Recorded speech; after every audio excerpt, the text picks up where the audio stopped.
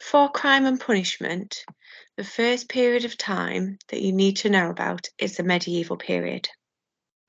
This begins in the year 1000 with the Anglo-Saxons and goes all the way through to 1500.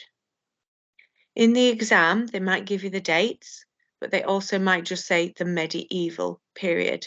So therefore, you need to know what that means. When we start the course in the year 1000, this is when the Anglo-Saxons are in charge of England. They live in small villages. There is very few towns. There is no police force, and prisons only exist as holding jails. So if you've committed a crime and they're keeping you locked up until your trial. Now, during the medieval period, and especially the Anglo-Saxon times, the hue and cry is incredibly important. Because there is no police force and no paid officials, when a crime is committed, the people in the village have to chase the criminal and try and catch them, and that's the hue and cry. Also, all adult males over the age of 12 have to join a tithing. This is a group of 10 men who are meant to watch each other's behaviour. So the idea is if you commit a crime, there'll be 9 people there that are, should be keeping an eye on you, should possibly see you committing the crime. And if you commit the crime and they know about it, they have to make sure you're taken to court.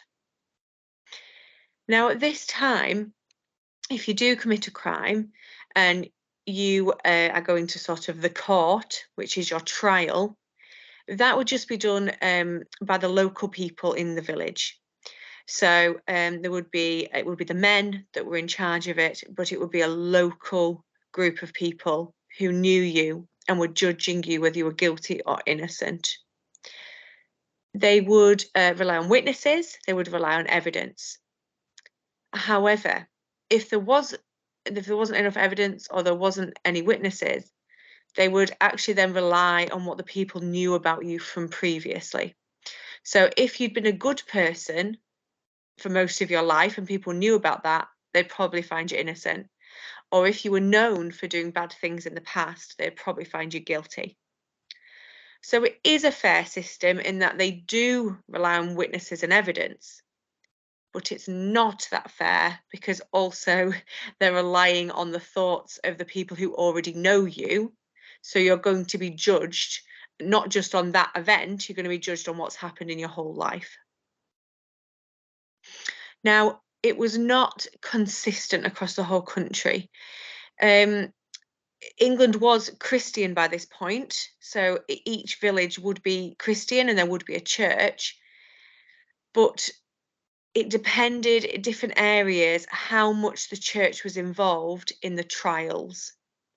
Because also at this time you have trial by ordeal. Remember, this is not a type of punishment. Although it's a bit nasty, it was not a punishment, it was a trial. So if you get asked a question in the exam about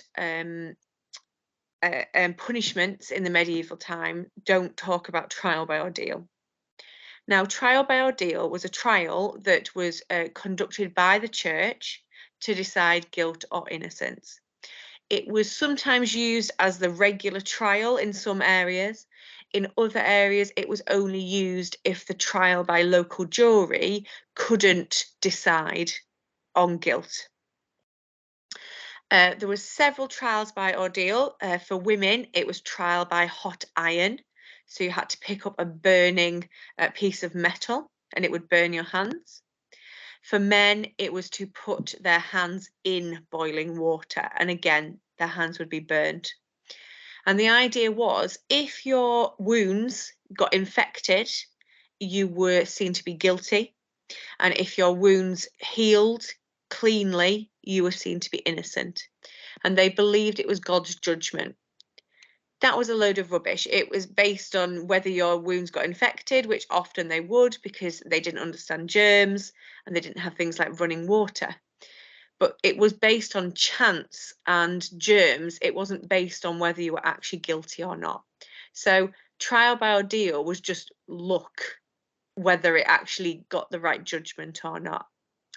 Other trials by ordeal included cold water, and again, this was usually used for men. They would throw you in the river, and if you sank, you were innocent. If you were guilty, you floated, and it was the idea that God was throwing you out of his water. That's why you floated. And again, that's not based on actual evidence. It's based on superstition, and it was really based on how much body fat you have, because the more body fat you have, the more floaty you are.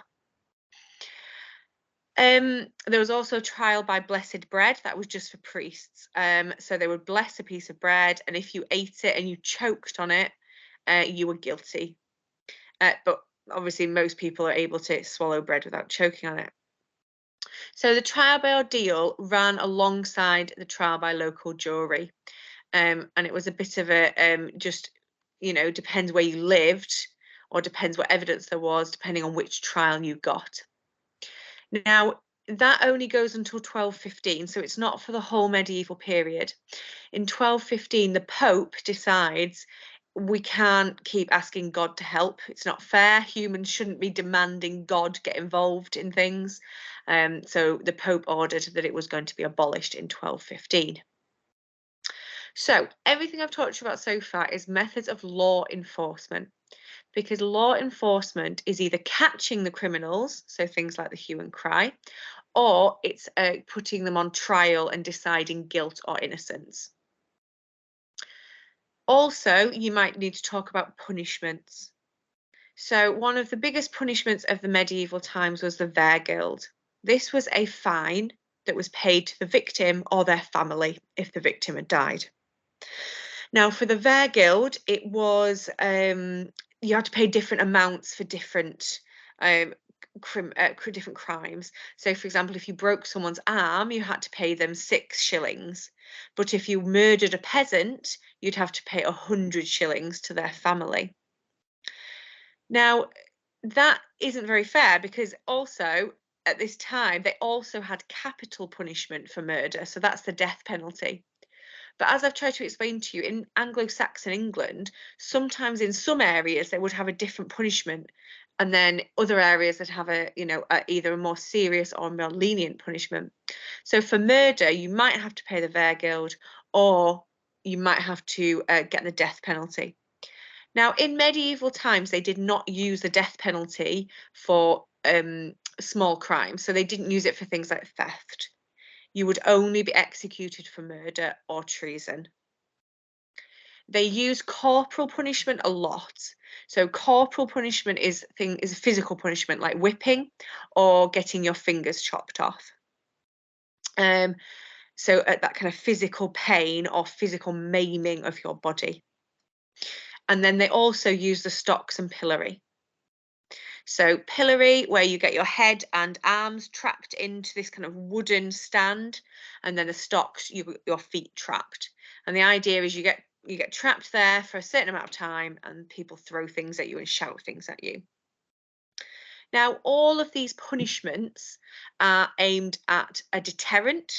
So they're trying to deter you from doing it, because obviously you don't want to lose your life, you don't lose your finger, you don't want to experience pain, you don't have to pay a lot of money. It's also about that kind of humiliation. So the stocks and pillory, it's that kind of shaming you into try and deter you. So there is a lot of deterrent here. But there is also an aspect of kind of making you suffer, so like the pain, and also stopping you doing it again, because if the death penalty, you can't commit another crime.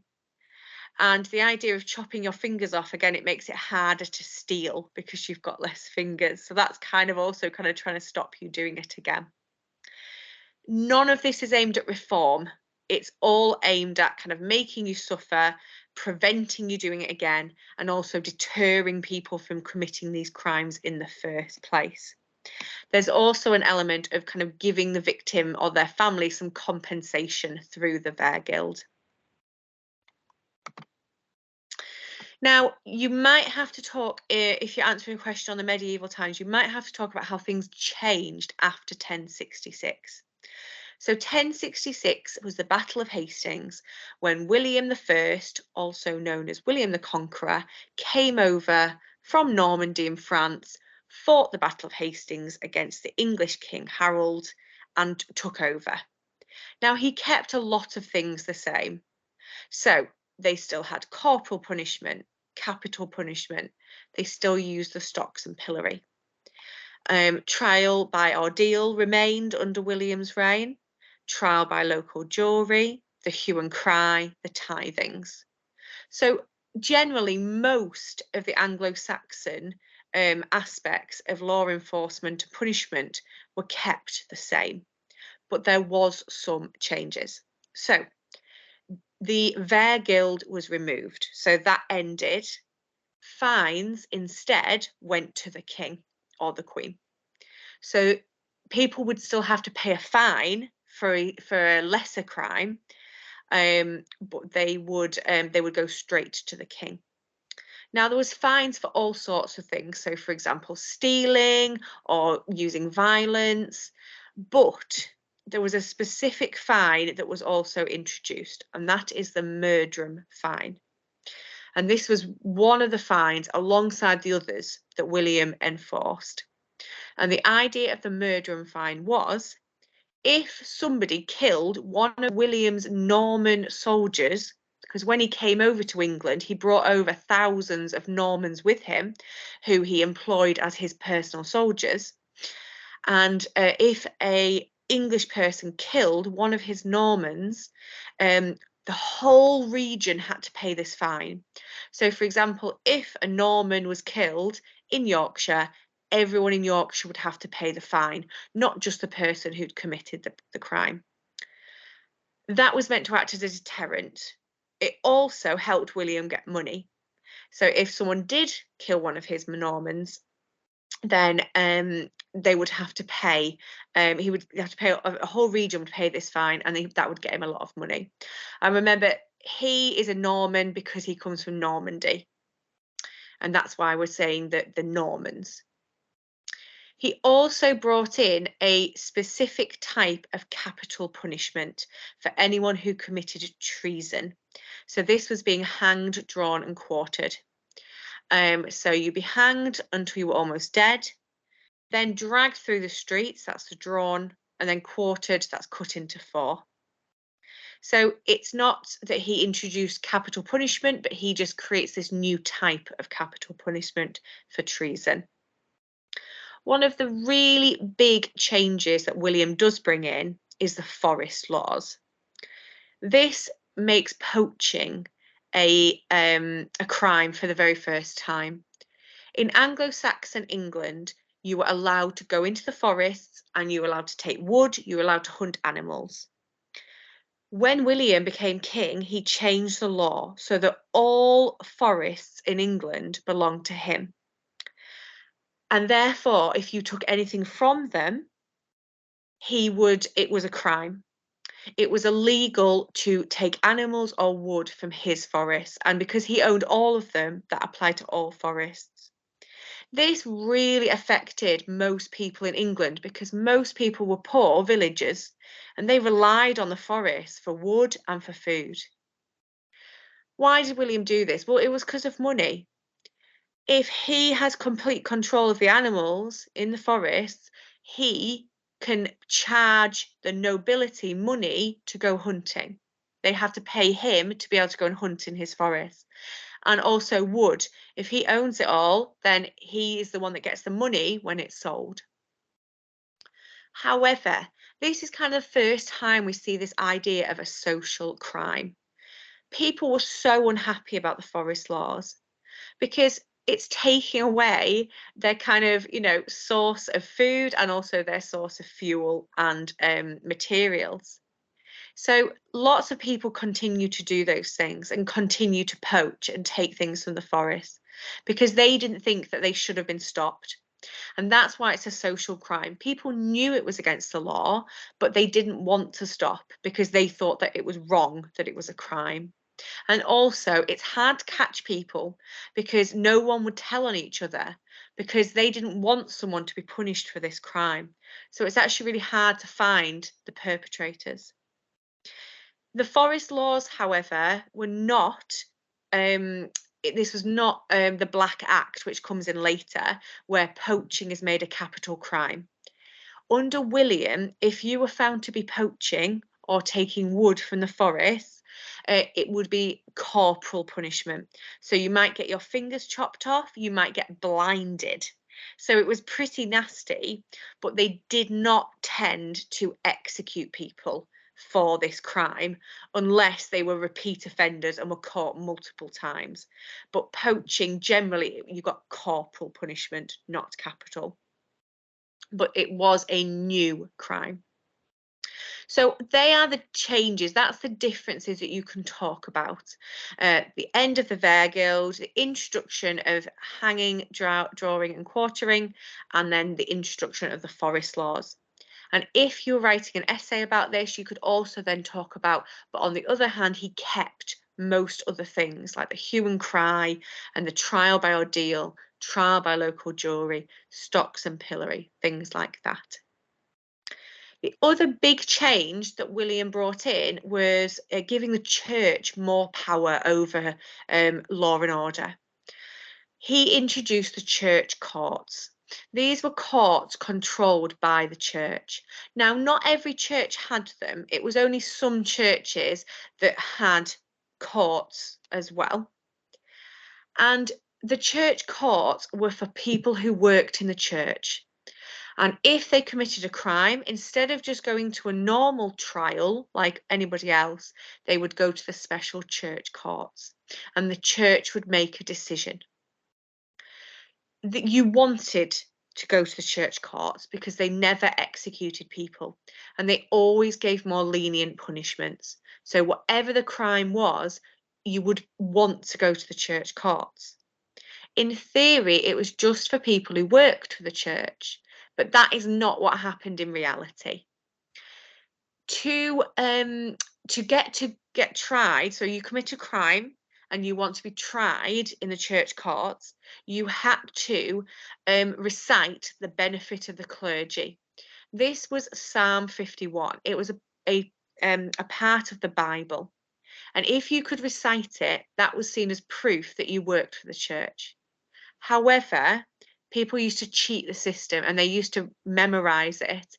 And then they would memorize it and make it look like they were reading it from the Bible, and they would be allowed to be tried in the church courts, even though they didn't necessarily work properly for the church, because it was meant to be just the clergy. But what you found is anyone who had any connection with the church, it might be someone who did the gardening, for example, in the church grounds, they would end up being tried in the church courts. The other thing that he introduces, which is to do with the church, is trial by combat. So this didn't happen in the church, and what this meant is if there was two people who were both accusing each other of a crime, they would duel each other, they would fight each other to the death. And the one that survived, the one that won, they would be seen as the innocent person, and the one that either died or was so injured that he had to stop was seen as the guilty one. And obviously, it was just whoever was the better fighter would win, but they believed it was God.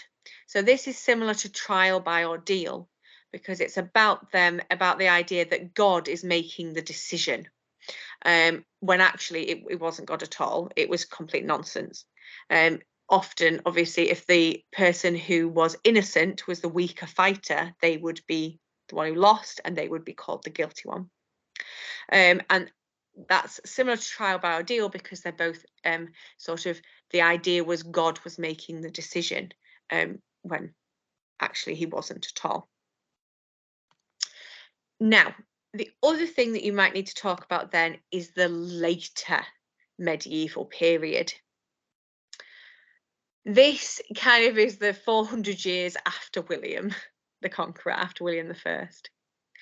And what we see in this later medieval period is an increase in kings getting involved with crime and punishment. Under the Anglo-Saxons, we have, kind of almost the villagers are being left to get on with what they want to do. As we go through time, and starting with King William, the kings are having much more control over what's happening in their country. Some of the kings that take quite a lot of control are Richard I and Henry II. And what they do is they introduce more paid officials, is one of the things that they do. So we have the JP, that's the Justice of the Peace. They are a local person, usually a landowner, so like a member of the nobility or the gentry, so a landowner, who would be put in charge of the local manor courts. They also did other things like collected taxes. And they were paid. You also have the parish constable. Now, they're not paid. They're actually still a member of the community. But they would be chosen by each village for a year to deal with crime in the village or the town. Now, a parish constable, say they were unpaid. They would do the job for at least a year, but they were a volunteer. They didn't go out looking for crime. That wasn't their job. Their job was, if a crime happened, they had to go with the hue and cry to try and catch the criminal, make sure the criminal was put in a holding jail until their trial. And the parish constable also had to make sure that their trial happened and that their punishment happened too.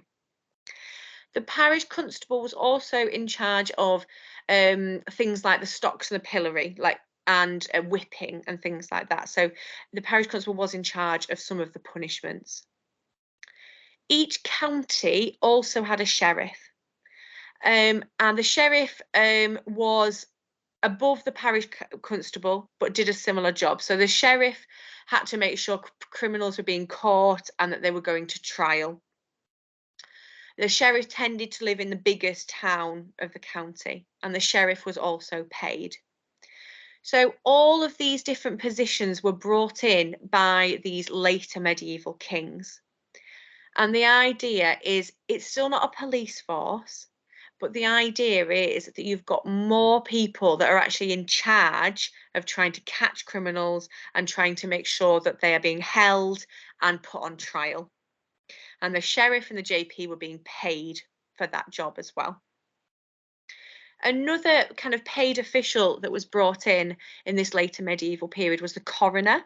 The coroner was someone who inspected dead bodies, and they made a judgment. Has this person died naturally, or have they died under suspicious circumstances? Have they been murdered?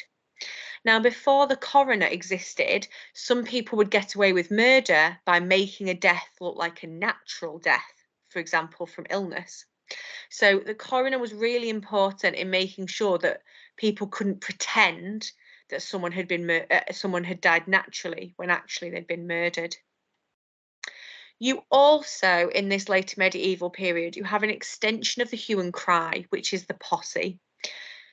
The posse is like the hue and cry, but it goes further and it goes on for longer. Instead of just them having to search the immediate area for the criminal, they would have to search the surrounding county as well. And it was expected that all teenage and adult males would join the posse, which was led by either the parish constable or the sheriff, to go and find the criminal. The other thing that changes in this later medieval period is the court system gets more complicated. Under the Anglo-Saxons, it would just be the men in the village. It would be the local court, and the jury were just men from the village. As time goes on, that gets more complicated. So most crimes would be tried in the manor courts. These were still kind of the local courts, and the jury would be made up of the local people that were known to the accused. So the person who was being accused of the crime, the perpetrator, the accused criminal, he would know the jury. Also at the manor court, you've got the JP. So the JP is in charge of the court, and then you've got the jury who are people who know the one that's been accused. And it would work very similar to the way it had under Anglo-Saxon times.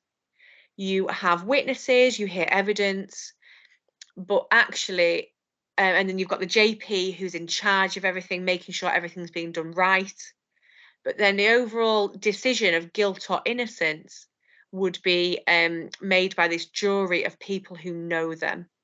So again, it's not always the best system, because if they thought they were a good person, they might just say they're innocent. If they already thought they were a bad person, they might just say that they weren't guilty. So that's why in our modern system now, you are not allowed to know the members of the jury, because it would make them biased. The other kind of thing that develops in this later medieval period is the royal judges and the royal courts. This was for the most serious crimes, so murder. There was a royal court in London. So if you lived in the south, you would probably be sent to London to the royal court if you were accused of murder, where the royal judges would work. And these are people who work directly for the king. If you lived probably in the north of England, they wouldn't send you all the way to London. But what happened is that twice a year, the royal judges, the ones who have, a bit more, they have been trained and they are paid better and they work directly for the king. The royal judges would come around the country twice a year. And again, they would be the judge at a more serious trial. So if you've committed a murder in Yorkshire and you've been caught, they'd keep you in a holding jail until the royal judges arrive. And that could be months, it could be 4 or 5 months away, that you would have to stay in the holding jail. And when the royal judges arrived, then you would have your trial. And again, the jury would be known up of people that you knew, but the judge would be one of these royal judges that worked for the king.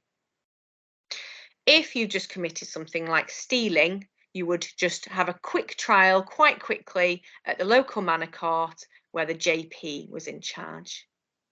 So the point is that as time goes on, in the later medieval times, the kings are making much more, they're being much more intervening with what was happening. And there's many more sort of paid officials, and there's the court system is getting more complicated and strict. Other things that you might need to discuss for this later medieval period is the idea of sanctuary, because this came in a later medieval time. It wasn't just any church, because obviously every village had a church, so it wasn't just any village you could go to.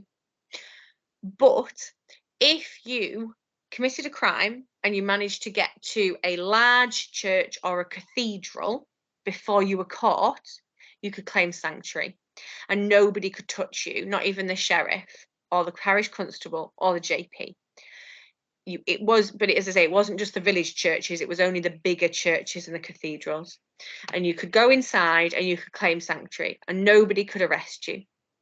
And then you had two choices. You could either decide to face trial, or you could leave the country and never come back. And you had 40 days to decide. If you were leaving the country, you had to leave the church or cathedral and you had to go straight to the nearest port. You had to get on a boat and then you had to leave the country and you couldn't come back. And if you didn't do that, then you would be arrested and they would put you on trial. So sanctuary, which obviously is linked to the church, would allow people to get away with their crimes, because they wouldn't actually be punished, but they would have to leave the country forever. Another example that you might need to talk about is the example of Thomas Becket. Now, Thomas Becket worked for the church. He was the Archbishop of Canterbury for Henry II. So Henry II was king and Thomas Becket was Archbishop of Canterbury. It's the most important job in the Church of England at that time. Now, what happened was Thomas Becket and the king fell out. And it was because the king wanted to get rid of the church courts, these special courts controlled by the church. Thomas Becket, who worked for the church, said no. He said, you're not getting rid of the church courts. The church deserved to have their own courts. So they argued. And then the king got very annoyed and he shouted out, who will rid me of this troublesome priest? And then the king's knights, so Henry II's knights, run off and kill Thomas Becket inside Canterbury Cathedral.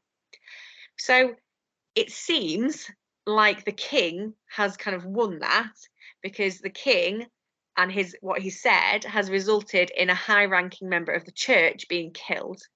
However, Henry was not able to get rid of the church courts. The church courts remained in place for hundreds of years after that. And Henry II, the king, ended up being whipped. He ended up having to admit guilt for Thomas Becket's death, and he allowed the priests in the church to whip him.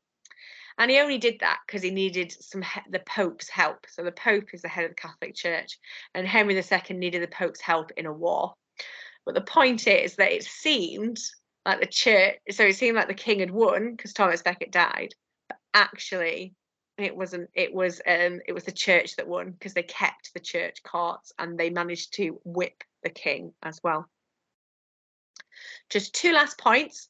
Also, in the later medieval time, you could join the army to avoid a punishment. So if there was a war going on and you committed a crime, you could sign up to the army and fight to avoid a punishment. And also, just community, still very important by this point. Even though as obviously more kind of paid officials are coming in, so you've got people like the coroner and the sheriff and the JP and the royal judges, so you're getting these kind of officials coming in. It's still kind of like the hue and cry is still one of the most important ways that criminals are caught. The parish constable is still part of the community because he is not paid. The posse that goes out finding the criminals. All of that is to do with the community. So even though you've got more paid officials, the community right up until the year 1500 are still really, really involved in law enforcement, in catching the criminals. And obviously they're involved in the trials as well, because they make up the jury as well at the trial. So it's still really important.